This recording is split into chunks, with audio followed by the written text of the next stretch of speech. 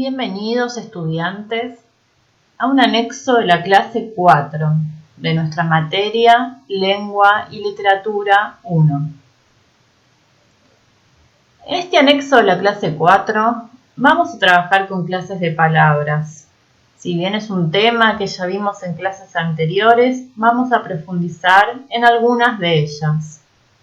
Vamos a ver el sustantivo, el adjetivo y el artículo, el verbo, el adverbio y el pronombre, tratando de ver su comportamiento semántico, sintáctico y morfológico. Empecemos por el sustantivo.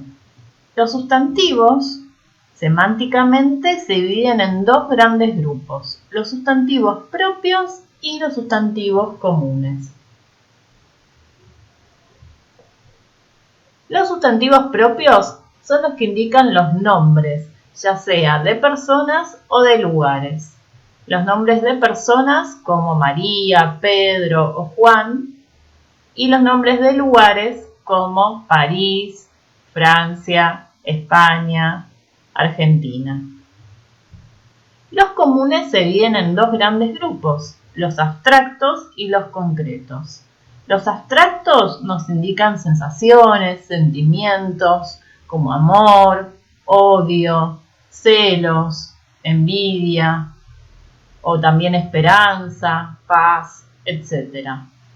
Los concretos se dividen en dos grandes grupos: los individuales, que designan una unidad, ya sea que esté en plural o en singular desde el punto de vista morfológico, y los colectivos, que designan un conjunto. Ejemplos de sustantivos comunes, concretos, individuales son mesa, silla, armario, libro, perro. Ejemplos de sustantivos comunes, concretos, colectivos son bandada, que es un conjunto de pájaros, o jauría, que es un conjunto de perros.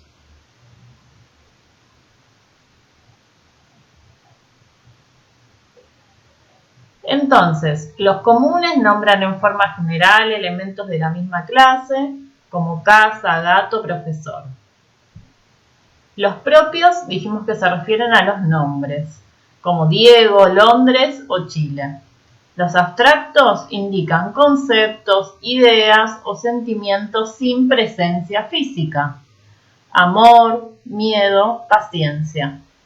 Los concretos, seres u objetos que se pueden percibir por los sentidos: carta, pájaro, bicicleta.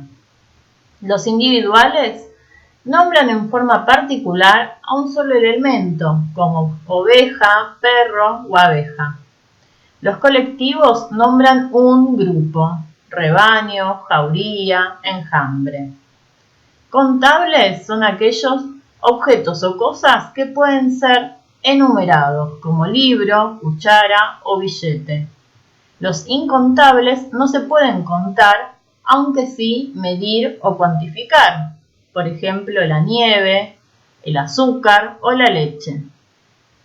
Los primitivos son los que no derivan de ninguna palabra: pan, rosa, flor, queso.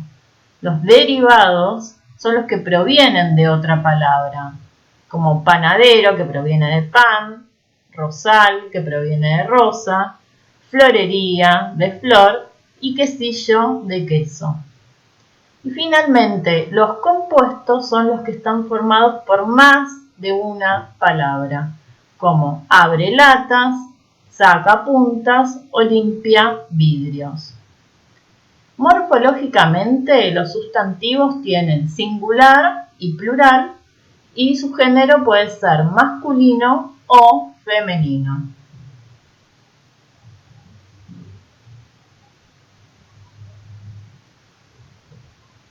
Sintácticamente, el sustantivo puede funcionar como sujeto.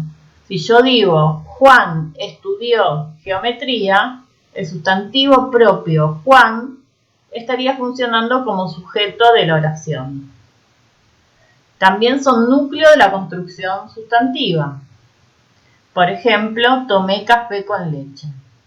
Café con leche funciona como un núcleo. En este caso tiene un funcionamiento sintáctico de objeto directo, porque yo puedo decir lo tomé, lo puedo reemplazar por el pronombre.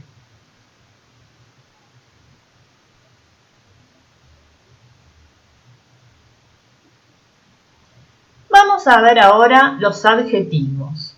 El adjetivo es la palabra que acompaña al sustantivo para determinarlo y decir algo de él, de una situación, una cantidad, o para calificarlo, es decir, añadirle alguna cualidad.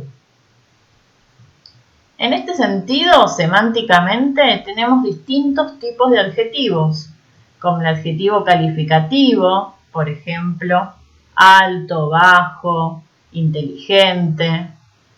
El gentilicio, que nos indica procedencia o lugar de origen, chileno, argentino, español. El numeral, que refiere a los números, que se divide a su vez en ordinal, como primero, segundo, cuarto, cardinal, 1, 25, 1984, distributivos como sendos, partitivos como medio y múltiplo como doble. Y los indefinidos, que indican cantidades no concretas como algunos, pocos, muchos.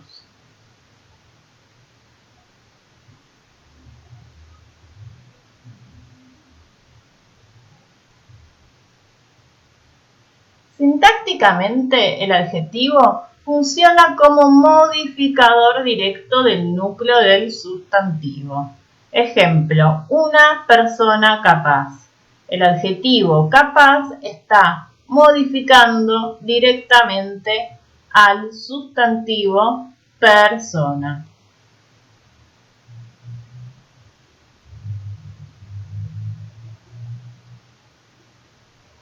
Vamos a ver ahora las características del artículo. Desde el punto de vista semántico, el artículo carece de significado. El, la, los, etc. no significan nada cuando están solos, sí cuando acompañan un sustantivo, porque lo determinan. Morfológicamente tenemos que los adjetivos pueden estar en masculino, como el, o en femenino como la, y pueden variar también en singular o en plural. Los está en plural y también en masculino, y las en femenino y en plural.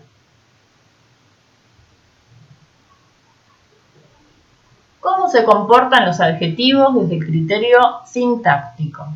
Los artículos, perdón. El artículo es un modificador directo del sustantivo. Por lo tanto, constituye un subgrupo de la clase de los adjetivos. El artículo precede o se antepone obligatoriamente al sustantivo. Por ejemplo, el obispo o los hogares o un bote. En estos casos, el artículo está actuando como un modificador directo del sustantivo.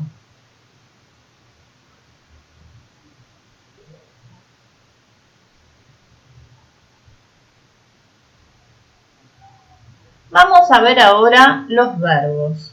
Los verbos son esas clases de palabras que nos indican acciones, por ejemplo, indican actos, hechos, actuaciones o actividades que realiza o recibe algo o alguien.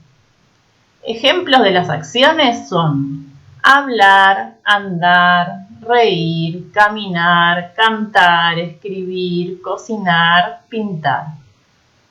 También los verbos sirven para designar procesos. En este caso denotan transformación de un estado a otro. Estudiar, desear, construir, vivir, crecer, dormir, leer, pensar, analizar. Y también indican estados, es decir, una situación en la que se encuentra algo o alguien. Por ejemplo, estar, permanecer, resultar, semejar, continuar.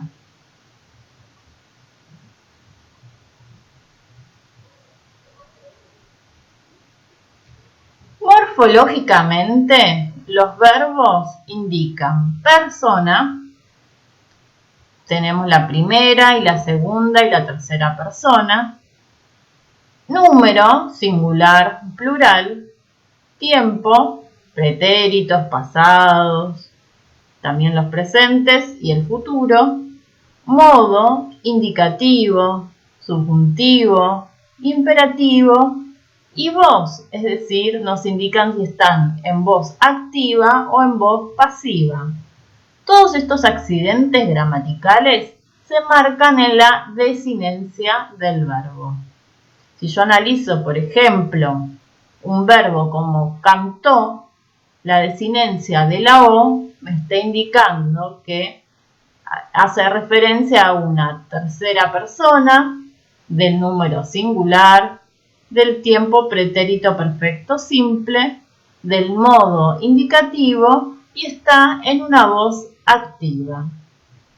Toda esa información se encuentra entonces en la desinencia del verbo.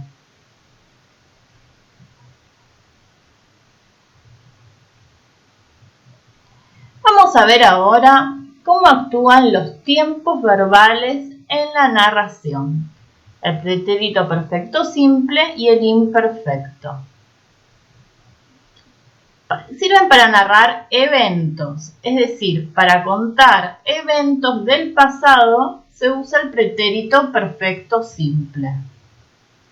Este tiempo verbal expresa hechos que están terminados en un momento del pasado y que no tienen relación con el presente. El pretérito perfecto simple es el tiempo verbal de base en la narración. ¿Por qué? Porque responde a la pregunta ¿qué pasó? Vamos a ver un ejemplo. ¿Qué pasó en el final del cuento El almohadón de plumas? Un cuento del escritor Horacio Quiroga. Jordán lo levantó, pesaba extraordinariamente. Salieron con él y sobre la mesa del comedor, Jordán cortó funda y envoltura de un tajo. Las plumas superiores volaron y la sirvienta dio un grito de horror con toda la boca abierta. El narrador cuenta aquí en este fragmento los hechos o eventos que constituyen la trama de la narración. Todos estos verbos están en pretérito perfecto simple. Vamos a ver ahora las formas no personales del verbo llamadas verboides. Se dice que son formas mixtas porque participan de la naturaleza verbal y al mismo tiempo tienen una naturaleza sustantiva o adverbial o adjetiva. Como el infinitivo, los infinitivos terminan en ar, er o ir. Por ejemplo, cantar, que tiene una naturaleza verbal, pero puede funcionar como un sustantivo. Si yo digo, cantar en la ducha me hace feliz. En ese caso, vamos a ver que cantar va a cumplir la función del sujeto. El gerundio, por ejemplo, termina en ando o en endo, por ejemplo, cantando. Aparte de su naturaleza verbal, tiene una naturaleza adverbial. En este sentido, nos sirve para indicar adverbios circunstanciales de modo. Por ejemplo, yo puedo decir, va al colegio caminando. Caminando nos estaría indicando el modo en que va esa persona, el modo en que se dirige. Funciona como un adverbio de modo. Y el participio que termina en ado o en ido, aparte de su naturaleza verbal, tiene una naturaleza adjetiva. Por ejemplo, yo puedo decir, la tarea terminada está muy bien. En este caso, el participio terminado estaría funcionando como un adjetivo.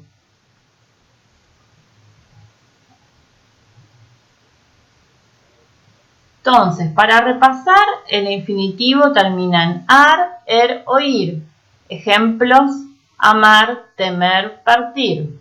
O cantar, correr, salir. El gerundio termina en ando o endo. Cantando, corriendo. Y el participio termina en ado o en ido. Bien, en este anexo de la clase número 4 de esta materia de lengua y literatura, vimos las clases de palabras. Vimos el sustantivo, el adjetivo, el artículo, el verbo y también trabajamos con los verboides. Y en relación a los verbos vimos su uso en la narración. Como siempre, recomendamos complementar estos videos revisando, leyendo bibliografía y haciendo ejercicios para practicar. Muchísimas gracias.